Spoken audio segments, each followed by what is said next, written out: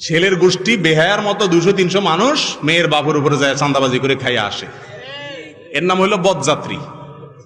কি যাত্রী? আরে ভাই, বরযাত্রী না, ওটা ভুল নাম।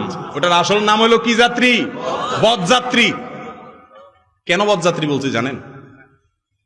ইসলামে বিবাহ উপলক্ষে একটা খাবারের অনুষ্ঠানের অনুমোদন দিয়েছে, সেটা হলো অলিমা। আর এই অলিমা করবে কে?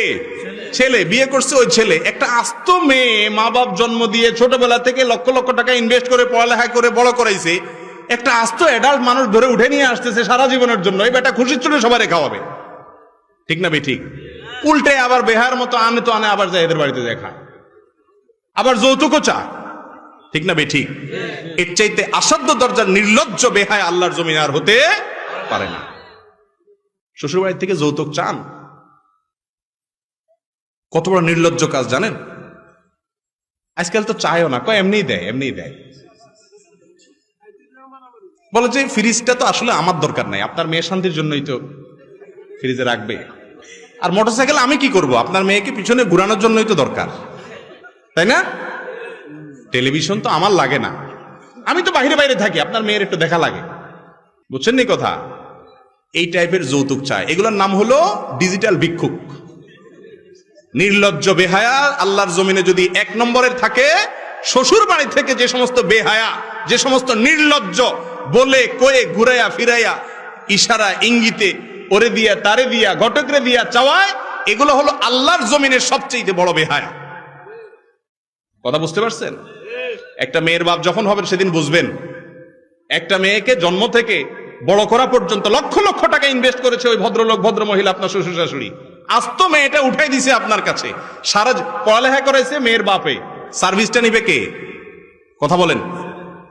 সার্ভিসটা নিবে স্বামী, তার ছেলে মেয়ে পড়াবে, ঠিক না বে ঠিক? সুস্থ রাখছে তার বাপ মায়, আল্লাহ করাইছেন, ওনারা ট্রিটমেন্ট করাইছেন, কিন্তু ভোগ করবে কে? স্বামী।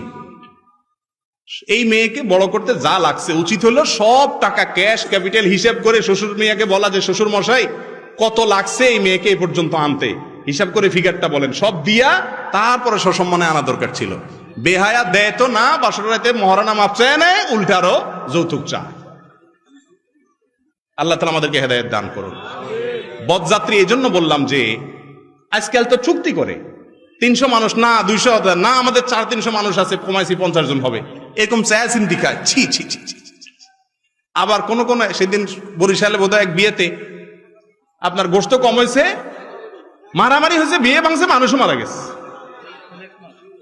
এই দেশে এটা সম্ভব? আল্লাহু আকবার। আমরা আবার মুসলমান, নামাজ কালাম পড়েন না, মুসলমান পাওয়া যায়, কিন্তু আসল মানুষের মতো মানুষ মুসলমান পাওয়া এখন কঠিন হয়ে গেছে, মানুষ নেই। তো এই জন্য বললাম বরযাত্রী টাত্রী নাই, বিয়ে যেখানে ইচ্ছে সেখানে পড়ান, তবে অনুষ্ঠান হবে শুধুমাত্র মেয়ের বাড়িতে।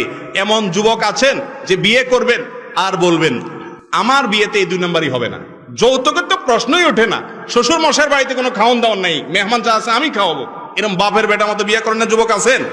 হাত তোলেন। আল্লাহ তাআলা তৌফিক দান করুন। মুশকিল হলো এখন হাত তুললে কি হবে? বিয়ের অনুষ্ঠানে তো আপনারা এরকম রুমাল মুড়ে দিয়া বলবে তোমার কোনো কথা নাই, চুপ। মুখে রুমাল দিয়ে দেয় না, এর মানে হলো তোর কোনো কথা নাই। আরে বাবা, বিয়ে করব আমি, আমার কথা নাই মানে? আল্লাহ তাআলা আমাদেরকে কুসংস্কারের বিরুদ্ধে সংগ্রাম করার তৌফিক দান করুন।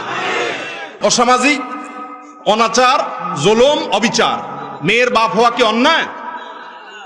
এটা মনে হয় অন্যায়, এমন একটা ভাব। মেয়েটা দিয়ে দিবে, আবার সাথে যৌতুক দিবে। যৌতুকের বিরুদ্ধে সংগ্রাম করতে হবে আমাদের ইনশাআল্লাহ।